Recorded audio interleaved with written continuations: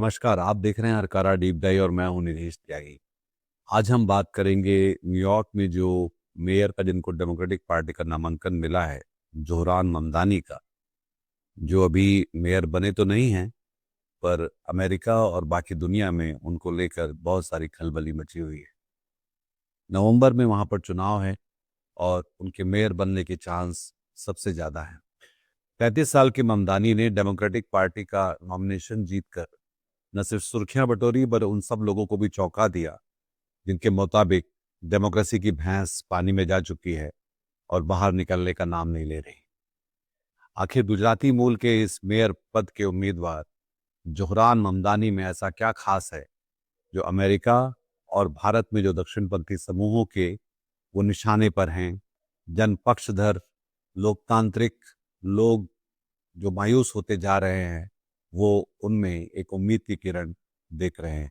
जिस वक्त दुनिया के ज्यादातर लोकतांत्रिक हिस्सों में दक्षिणपंथी लगातार अपनी पकड़ मजबूत कर रहे हैं, ऐसे में ममदानी न्यूयॉर्क जैसे रसूखदार शहर में मेयर बनने का रास्ता कैसे तय कर रहे हैं, ये उनकी कैंपेन की स्टाइल से इसका पता मिलता है।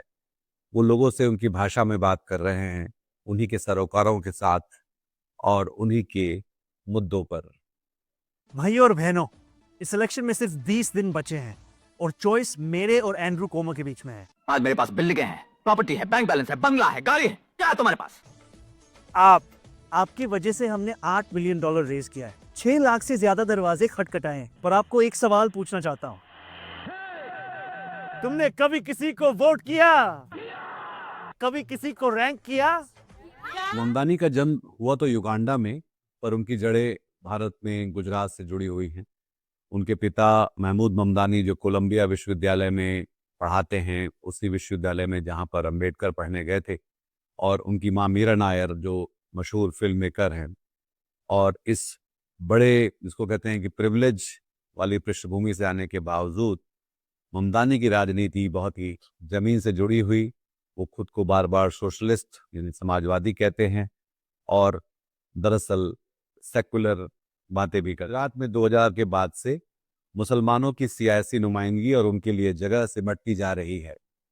ऐसे में एक गुजराती मुसलमान का न्यूयॉर्क में यहाँ तक पहुंचना थोड़ा चौंकाता है, जहां पर वो फिलिस्तीनियों के पक्ष में हैं।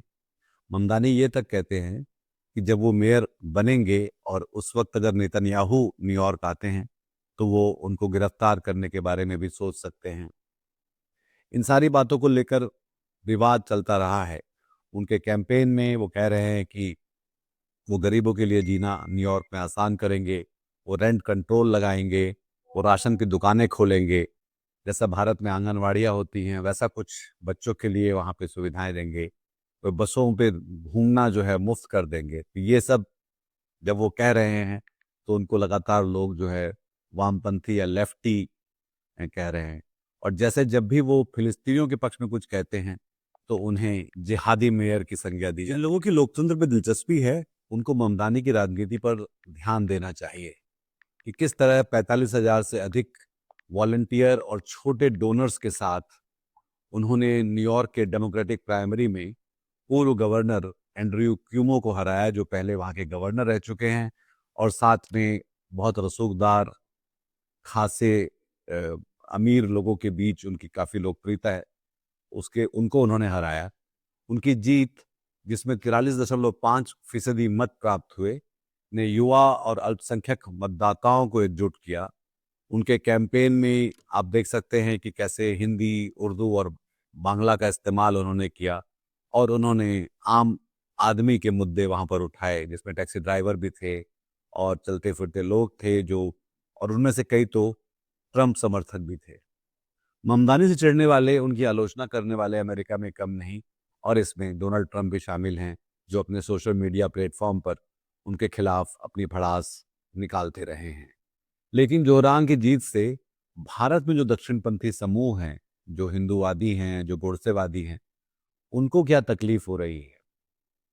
ऐसा क्या है कि जोहरान ममदानी जो अभी नामांकित हैं और मेयर बनेंगे, उनको लेकर हम एक तरह की अ, असहिष्णुता देख रहे हैं। हम देख रहे हैं कि कैसे लोग उनके खिलाफ यहाँ पर बातें कर रहे हैं।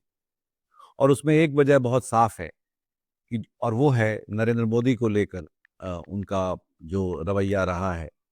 वो लगातार गुजरात के दंगों के लिए नरेंद्र मोदी को जिम्मेदार ठहराते रहे हैं, और साथ ही उन हिंदुत्ववादी प्रदर्शन का जो रोड शो न्यूयॉर्क में हुआ था राम मंदिर के बनने पर, उस समय भी वो उनके खिलाफ खड़े हुए थे।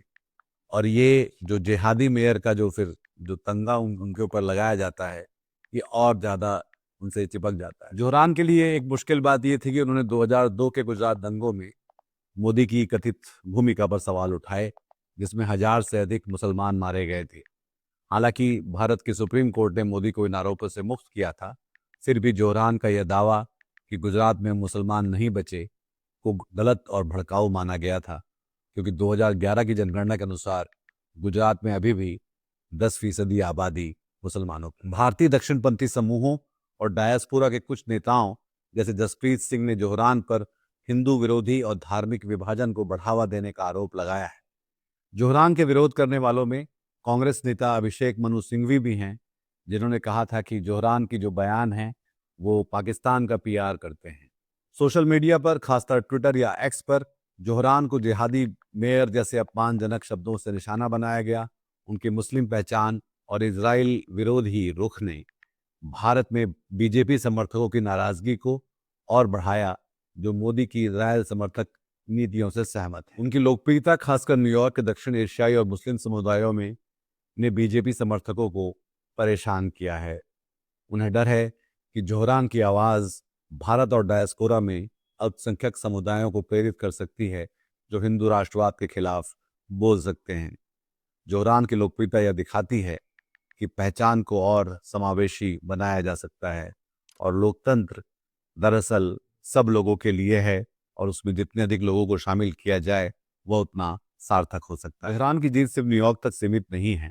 दरअसल अमेरिका में ही पूरी डेमोक्रेटिक पार्टी उनकी तरफ बहुत ध्यान से देखने लगी है कि किस तरह से जो लोग हाशिए पर थे, जो लोग दरकिनार थे, जिन्हें जो उपेक्षित महसूस करते थे नीतियों में और कार्यक्रमों में, आप उनके साथ जुड़कर किस तरह से उनको बीच में ला सकते हैं, किस तरह से उनकी आवाज़ को अपने राजनीतिक नुमाइंदगी में उनको शामिल कर सकते हैं और जीत भी सकते हैं।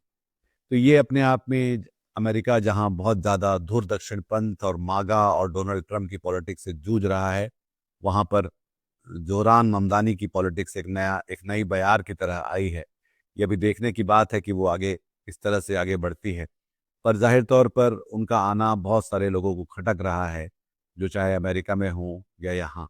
पर साथ में वो लोग जो लोग लोकतंत्र के पक्ष में हैं, जो चाहते हैं कि इस लड़ाई में, जो एक तरह से लोकतंत्र के बारे में है और तानाशाहों के बीच की है, उसमें जो लोग चाहते हैं कि लोकतंत्र आगे बढ़े, वो जीत पाए, उसमें जोहरान जैसे लोग और उनका कैंपेन और उनकी जो अप्रोच है चुनावों को लेकर या अपनी राजनीति को लेकर, वो महत्वपूर्ण है।